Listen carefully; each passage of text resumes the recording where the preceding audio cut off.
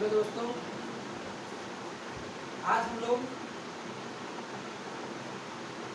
राज्य व्यवस्था पढ़ने वाले हैं। राज्य व्यवस्था, ठीक है। यह सारा प्रश्न आपको घटना चक्र का आएगा। घटना चक्र का जितने भी यह घटना चक्र के बुक से है, ठीक है। जितने भी घटना चक्र के बुक में जो भी चैप्टर है एक एक करके ओवरऑल हर एक वीडियो जो है आपको यूट्यूब पे अवेलेबल होंगे, ठीक है। आज हम लोग करने वाले हैं भारत का संवैधानिक विकास, ठीक है।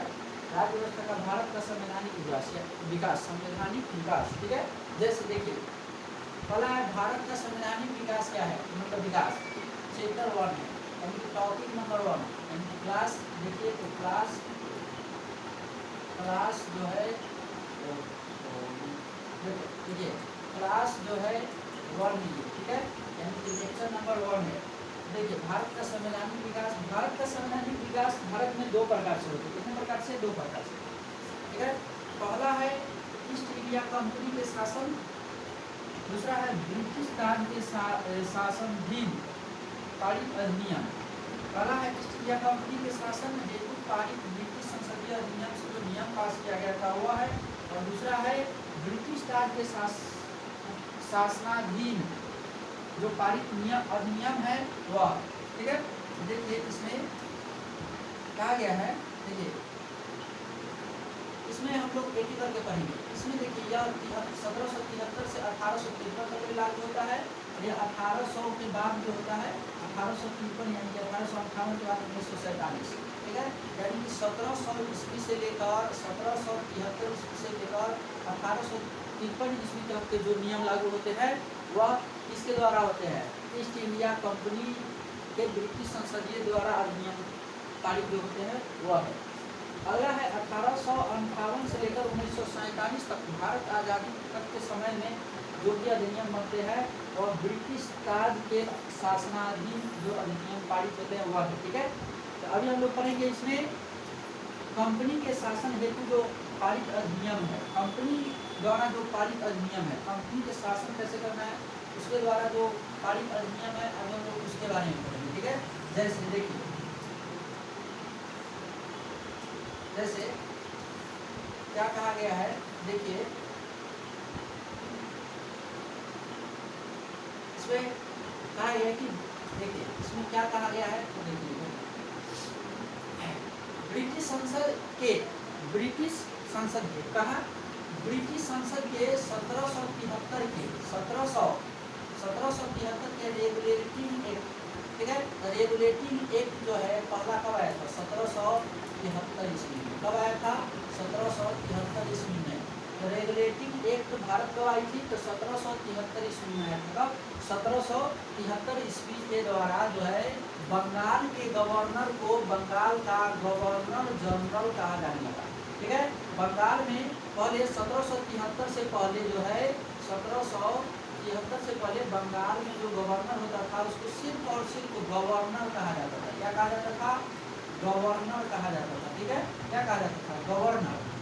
जब 1773 में एक एक्ट आता है जिसका नाम है रेगुलेटिंग एक्ट, ठीक है। रेगुलेटिंग एक्ट के आने के बाद रेगुलेटिंग एक्ट 1773 में आता है। रेगुलेटिंग एक्ट के आने के बाद जो है बंगाल के गवर्नर को, इसको बंगाल के जो गवर्नर थे उसको अब बंगाल का गवर्नर जनरल कहा जाने लगा। क्या कहा जाने लगा? Governor general. क्या कहा जाने लगा? गवर्नर जनरल कहा जाने लगा, ठीक है। मतलब पद का नाम दे दिया गया। उसकी सहायता के लिए एक 4 सदस्यीय, यानी कि इसकी सहायता के लिए इसको गवर्नर जनरल की सहायता के लिए एक 4 सदस्यीय कार्यकारी परिषद का गठन किया गया, यानी कि 4 सदस्यीय कार्यकारी एक परिषद बनाया गया जिनका कार्यकाल कितने वर्ष का रखा गया? 5 वर्ष का। यानी कि कितने वर्ष का रखा गया? 5 वर्ष का। गवर्नर जनरल के हेल्प के लिए यानी कि इसकी सहायता के लिए 4 सदस्यीय एक जो है कार्यकारी परिषद का गठन किया गया, ठीक है। और इस परिषद का कार्यकाल कितना दिन का रखा गया? 5 वर्ष का। 5 वर्ष में फिर चेंज हो जाता था, ठीक है। तो कितने साल का रखा गया? 5 वर्ष का।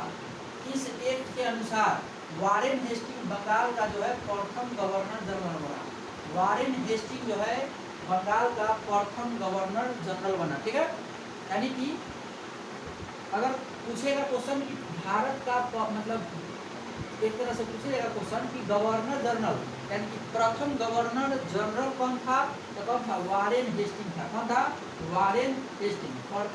प्रथम गवर्नर जनरल जो है कौन था, वारेन हेस्टिंग। क्या नाम है, वारेन हेस्टिंग। यानी कि बंगाल का प्रथम गवर्नर जनरल कौन था, तो वारेन हेस्टिंग था। कौन था, वारेन हेस्टिंग। प्रथम गवर्नर जनरल कौन था, वारेन हेस्टिंग था, बना। और वारेन हेस्टिंग जो है प्रथम गवर्नर जनरल बना तथा फ्रांसीसी क्लेवरिंग मानसन और बारवेल काउंसिल के सदस्य नियुक्त किए गए। फ्रांसिस क्लेवरिंग मानसन और बारवेल काउंसिल के सदस्य नियुक्त किए गए, यानी ये सब क्या हो गए, सदस्य बन गए। वारेन हेस्टिंग जो है फ्रांसिस का, उसके बाद क्लेवरिंग का, मानसन का और बारवेल काउंसिल का जो है इसके मतलब सदस्य इसको बना दिया गया। इसको बना दिया गया, इसके जो सदस्य है वारेन हेस्टिंग को बना दिया गया। इसको बना दिया गया, वारेन हेस्टिंग को बना दिया गया। और आगे कहा गया है कि 100% गवर्नर जनरल को बंगाल में फोर्ट विलियम की प्रेसिडेंसी के सैनिक और असैनिक शासन का अधिकार दिया गया।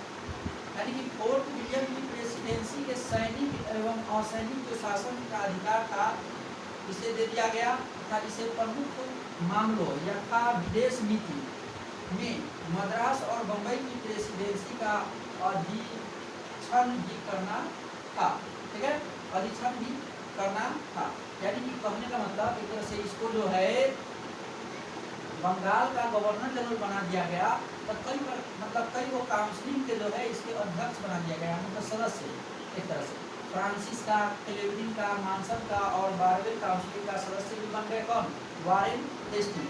आगे कहा गया है कि 100% गवर्नर जनरल को बंगाल में जो फोर्ट विलियम नामक एक कंपनी थी, मतलब एक महल का, फोर्ट विलियम की प्रेसिडेंसी में जो सैनिक थे और असैनिक जो भी शासक थे उनका अधिकार भी किनको दे दिया गया, वारेन हेस्टिंग को दे दिया गया। यानी कि एक तरह से लगभग बहुत सारे अधिकार किसको मिल गया, गवर्नर जनरल को। ठीक है, इसे प्रमुख मामलों जैसे विदेश नीति में, इसके बाद मद्रास और बम्बई की प्रेसिडेंसी का अधीक्षण भी करना था। ठीक है, आगे देखिए, आगे क्या कहा गया है, इसी एक्ट के तहत कौन, रेगुलेटिंग एक्ट 73, यानी कि रेगुलेटिंग एक्ट 1773 के तहत, रेगुलेटिंग एक्ट 1773 के तहत कलकत्ता में, कहाँ पे, कलकत्ता में 1774 ईस्वी में, एक साल बाद, कब, एक साल बाद, यानी कि 1773 ईस्वी के रेगुलेटिंग एक्ट के बाद, इसी के तहत, इसी रेगुलेटिंग एक्ट के तहत कलकत्ता में 1774 ईस्वी में, कब, 1774 ईस्वी में उच्चतम न्यायालय की स्थापना की गई।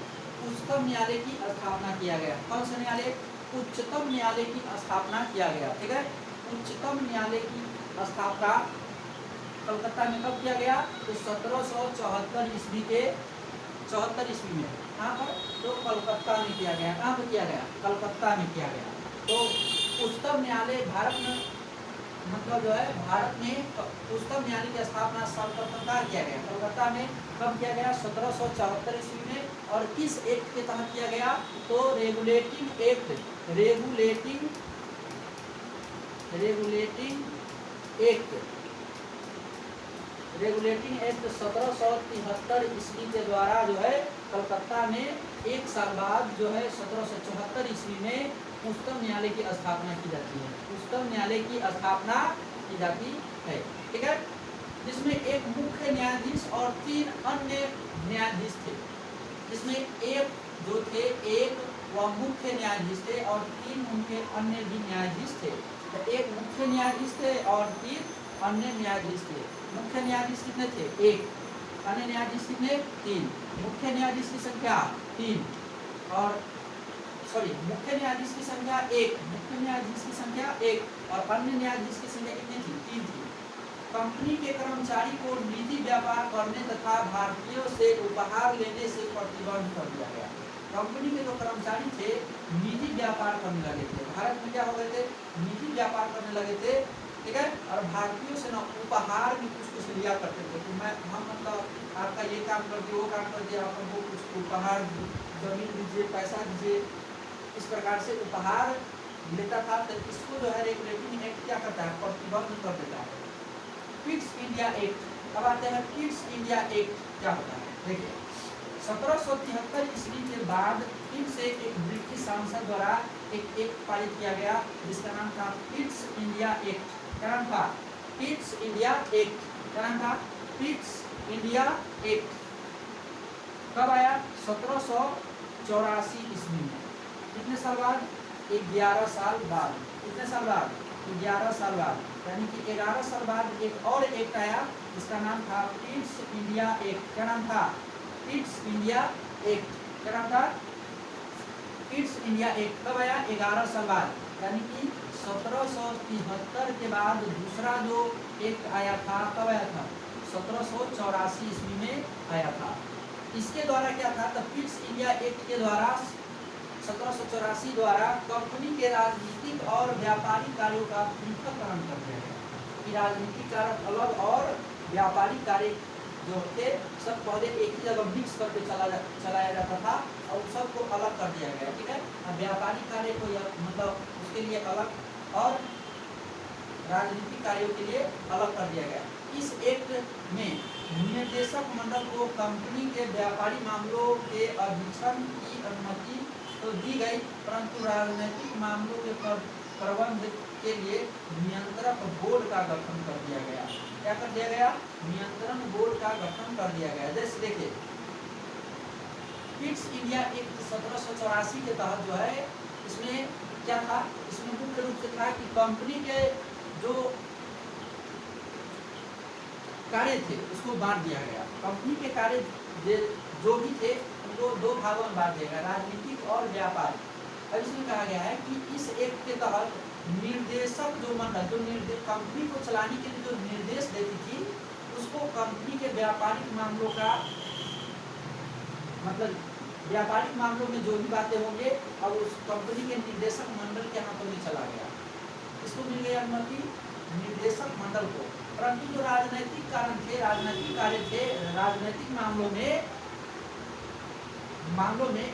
प्रबंध के लिए नियंत्रक एक बोर्ड स्थापित कर दिया गया। क्या कर दिया गया, एक नियंत्रक बोर्ड स्थापित कर दिया गया, नियंत्रक बोर्ड स्थापित कर दिया गया का गठन कर दिया गया, ठीक है। उसके बाद आता है 1786 के अधिनियम के द्वारा फिर एक और अधिनियम आता है 2 साल बाद। 84 के बाद क्या आता है, देखिए 1784 के बाद 1784 के सिर्फ और सिर्फ 2 साल के बाद 1786 में एक और जो है अधिनियम आता है। तो 1786 के अधिनियम के द्वारा गवर्नर जनरल को विशेष परिस्थितियों में अपनी परिषद के निर्णय को निरस्त करने अथवा लागू करने का अधिकार प्रदान कर दिया गया। यानी कि जो परिषद जो बनाया गया था 1773 के रेगुलेटिंग एक्ट के तहत 4 सदस्य कार्यकारी जो परिषद बनाया गया था उस परिषद के द्वारा जो भी निर्णय लिया जाएगा उसको खत्म करने का और उसको लागू करने का अधिकार किसको मिल गया, तो गवर्नर जनरल को मिल गया। किसको मिल गया, गवर्नर जनरल को अब वह अधिकार मिल गया। पहले क्या होता था कि अगर वो जो 4 सदस्य कार्यकारी था वह जो निर्णय लिया वह लागू हो जाता था, वो अपने मन से कार्य करता था, ठीक है। लेकिन 1786 के बाद जो है एक अधिनियम आया जिसके द्वारा जो है गवर्नर जनरल को विशेष परिस्थितियों में, अब यह न कि हमेशा, कभी कभी विशेष परिस्थिति, जब विशेष परिस्थिति आएगी तब उसमें जो है इसके द्वारा जो लिया गया निर्णय है उसको लागू कर सकता है और निरस्त दोनों कर सकता था। उसके बाद आते गवर्नर जनरल को प्रधान सेनापति शक्तियाँ प्रदान की गई, यानी कि गवर्नर जनरल को अब सेनापति का जो प्रधान होता था मतलब गवर्नर जनरल सेनापति के शक्तियों का प्रधान इसको घोषित कर दिया गया, मतलब प्रदान किया गया। आगे देखिए, आगे है, ठीक है, आगे कहा गया है कि ये दोनों अधिकार सर्वप्रथम लॉर्ड कॉर्नवालिस ने प्राप्त किया। यह सभी अधिकार सबसे पहले कौन प्राप्त किया, कौन प्राप्त किया, लॉर्ड कॉर्नवालिस। कौन प्राप्त किया, लॉर्ड कॉर्नवालिस, ठीक है। सबसे पहले यह अधिकार किसे प्राप्त हुआ था? तो पूछेगा तो क्या हो जाएगा? Lord Cornwallis. कौन क्या था? Lord Cornwallis. 1793 के एक और देखिए, 1786 के बाद जो है फिर एक और अधिनियम आया था। कब? 1793 ईस्वी में, यानी कि 9 साल बाद फिर एक और अधिनियम आया। 9 साल बाद क्या आया? फिर से एक और अधिनियम लाया गया, ठीक है। और इस अधिनियम का क्या नाम था? देखिए, इस अधिनियम का नाम था चार्टर एक्ट। क्या नाम था? Charter act. पूछता है क्वेश्चन, चार्टर एक्ट अधिनियम भारत में कब आया? तो आंसर क्या हो जाएगा? 1793 ईस्वी। क्या हो जाएगा? 1793 ईस्वी। तो 1793 ईस्वी के एक चार्टर एक्ट अधिनियम के अंतर्गत कंपनी के अधिकारों को 20 वर्षों के लिए और बढ़ा दिया गया। 20 वर्षों के लिए क्या कर दिया गया? और बढ़ा दिया गया। यानी जो भी नियम थे वह सब उस नियम के लिए ही बने थे, और उसको कितने साल बढ़ा दिए गए? 20 वर्ष और आगे कर दिया गया, यानी कि 20 वर्ष और प्लस उसमें जोड़ दिया गया। यानी कि जो नियम बने थे कुछ दिनों के लिए थे, और उसमें 20 साल और वह नियम चलेगा। उसके बाद देखिए 1793 के बाद इसमें क्वेश्चन एक और पूछता है कि बताइए किस अधिनियम के तहत कंपनी के अधिकारों को 20 वर्षों के लिए और बढ़ा दिया गया था? क्या हो जाएगा? चार्टर एक्ट अधिनियम 1793। चार्टर एक्ट अधिनियम 1793। अब आते हैं 1813 में, यानी कि फिर से 20 साल तो यह राज करेगा ही करेगा। जो अधिनियम था उसमें 20 साल बढ़ा दिया गया। तो 20 साल में बढ़ा दिया गया, तो अब इसके बाद 20 साल जोड़ दीजिए, कितना हो जाएगा? 1813 ईस्वी आ जाएगा। तो फिर 20 साल के बाद, कितने साल के बाद?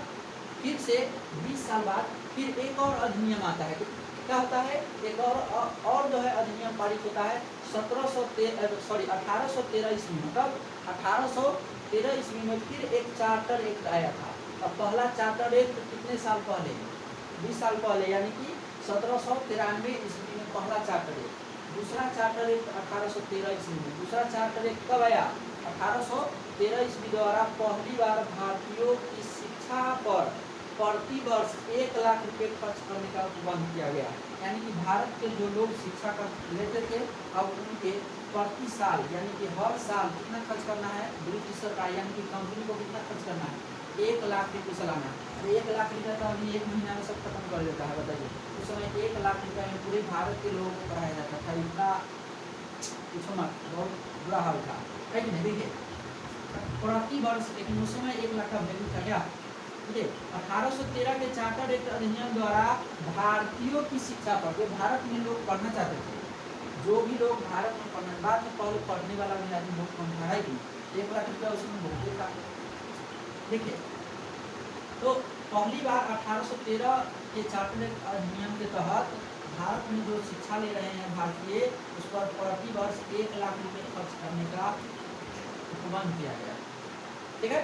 कंपनी के भारतीय व्यापार के एकाधिकार को समाप्त कर दिया गया। कंपनी के भारतीय में, कंपनी जो थी पहले भारत में एकाधिकार की तरह कार्य करती थी, यानी कि ईस्ट इंडिया कंपनी के छोड़कर कोई कंपनी से टक्कर में नहीं था, कोई कंपनी से टक्कर में नहीं था, और यह जैसे मन करता था वैसे सामान खरीदता था, बेचता था। ठीक है। तो भारतीय व्यापार के एकाधिकार को समाप्त कर दिया गया। यद्यपि चीन के साथ तथा चाय के व्यापार पर उनका एकाधिकार बना रहा। ठीक है। चीन और चाय के साथ जो है उनका खाली एकाधिकार बना रहा। 1833 में फिर से कितने साल बाद? फिर से 20 साल बाद। कितने साल बाद? 20 साल बाद फिर 1833 ईस्वी में। कब? 1833 ईस्वी में फिर से 20 साल बाद। कितने साल बाद? फिर से 20 साल बाद 1833 ईस्वी में चार्टर एक्ट द्वारा फिर से एक चार्टर एक्ट लागू किया गया, और इस चार्टर एक्ट के द्वारा जो है बंगाल के गवर्नर जनरल को संपूर्ण भारत का गवर्नर जनरल बना दिया गया। ठीक है। बंगाल के गवर्नर जनरल को पूरे भारत का, पूरे जितना भारत है, भारत के जहाँ जहाँ भारत का क्षेत्रफल था, वो पूरे भारत का जो है गवर्नर जनरल बना दिया गया। क्या बना दिया गया? पहले जो था 1833 से पहले वह सिर्फ और सिर्फ बंगाल का गवर्नर जनरल था। कहाँ का? बंगाल का। कहाँ का? सिर्फ और सिर्फ बंगाल का।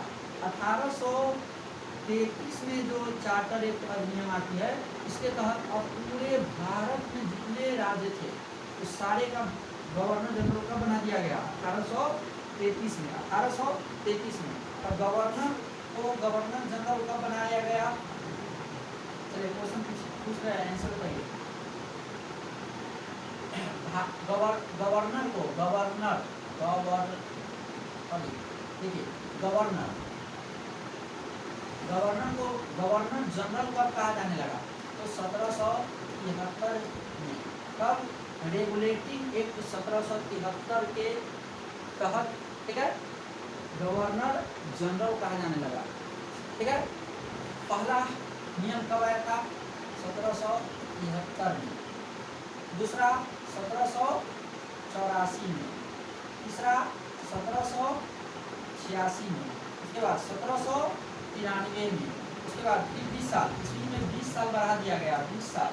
तो 1813 में फिर इसमें 20 साल, क्या हो जाएगा? 1833 ईस्वी में। 1 2 3 4 5 6 गो नियम अभी तक हम लोग पढ़ लिए। 1773 से लेकर 1833 तक कितने नियम आए? 6 गो नियम आए, ठीक है। तो लास्ट में जो 1833 का चार्टर नियम के द्वारा जो है अब बंगाल के गवर्नर जनरल को पूरे भारत का गवर्नर जनरल बना दिया गया। इस चार्टर एक्ट की धारा 87 के अनुसार, कितने अनुसार? किसके अनुसार? धारा एक धारा अलग होता है, ठीक है, और अनुच्छेद अलग होता है। तो धारा 87 के तहत जो है कोई भी भारतीय केवल धर्म, जन्म स्थान, वंश और वर्ण के आधार पर सरकारी सेवा के लिए अयोग्य नहीं समझा जा सकता है। और इसमें तो बहुत अच्छा लिखा, देखिए धारा 87 में लिखा हुआ था कि जो भारतीय हैं वह धर्म के आधार पे, जन्म स्थल के आधार पे और वंश वर्ण इत्यादि के आधार पे सरकारी सेवा के लिए अयोग्य नहीं समझा जा सकता है। यानी कि अब कोई भी मतलब सरकारी सेवा में कोई भी धर्म के लोग जो है अब नौकरी कर सकते हैं।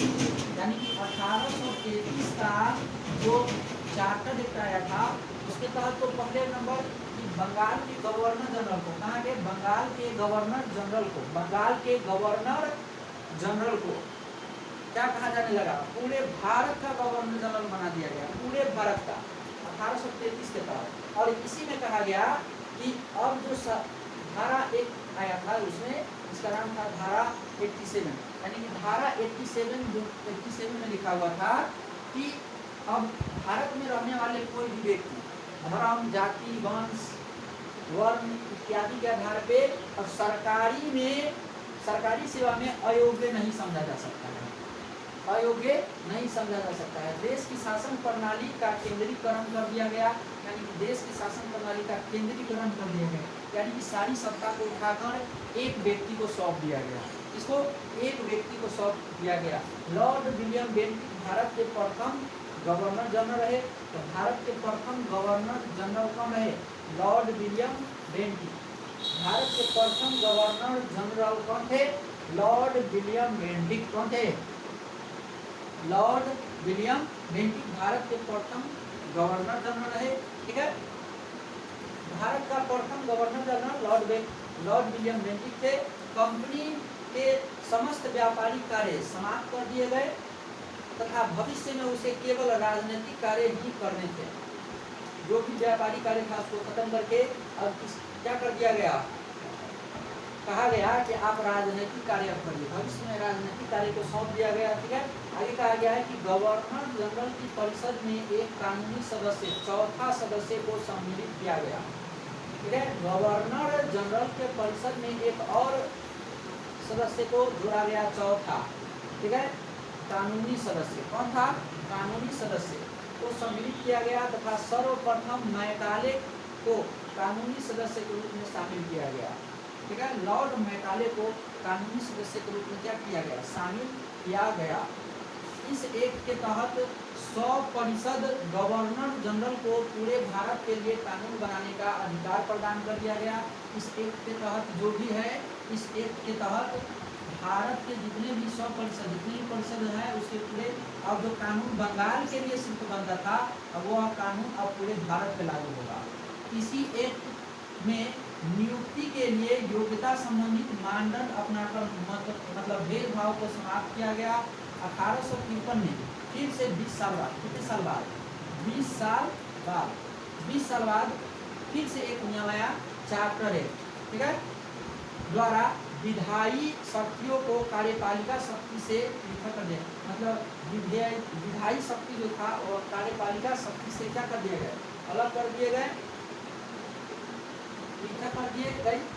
विधि निर्माण हेतु भारतीय केंद्रीय विधान परिषद की स्थापना की गई। विधान परिषद की क्या किया गया, स्थापना की गई, यानी कि भारतीय केंद्रीय विधान परिषद की स्थापना की गई। और सिविल सेवकों की भर्ती एवं चयन हेतु खुली प्रतियोगिता का शुभारंभ कर दिया गया। तो सिविल सेवा यानी कि एसएससी में भर्ती एवं चयन के लिए खुली प्रतियोगिता, यानी कि अब इसके लिए एक एग्जाम पास करना होगा, तब जाकर आप एसएससी में फॉर्म फिलअप कर सकते थे, ठीक है। चलिए आगे है इसका प्रश्न उत्तर, क्या है, प्रश्न उत्तर, ठीक है। आगे है प्रश्न उत्तर। चलिए आगे देखिए, हम लोग अब प्रश्न उत्तर की ओर चलेंगे, ठीक है। हाँ, प्रश्न उत्तर देखिए, प्रश्न उत्तर में क्या है, देखिए पहला प्रश्न है, निम्नलिखित में से किस अधिनियम में कलकत्ता में सर्वोच्च न्यायालय की स्थापना किया गया। द रेगुलेटिंग एक्ट कितना, 1773, 1773, ठीक है। तो दिक्कत आगे देखिए, 1773 के रेगुलेटिंग एक्ट के तहत कलकत्ता में सर्वोच्च न्यायालय की स्थापना का प्रावधान किया गया, जिसकी स्थापना 1774 ईस्वी में किया गया। सर एलिजा इम्पते इसके प्रथम मुख्य न्यायाधीश थे। तो पूछते हैं कि सर्वोच्च भारत में कलकत्ता के सर्वोच्च न्यायालय के प्रथम मुख्य न्यायाधीश कौन थे। Sir Elijah Impey, sir Elijah Impey, sir Elijah Impey Bharat के जो पहले सर्वोच्च न्यायालय थे कलकत्ता में, उसके प्रथम मुख्य न्यायाधीश कौन थे, सर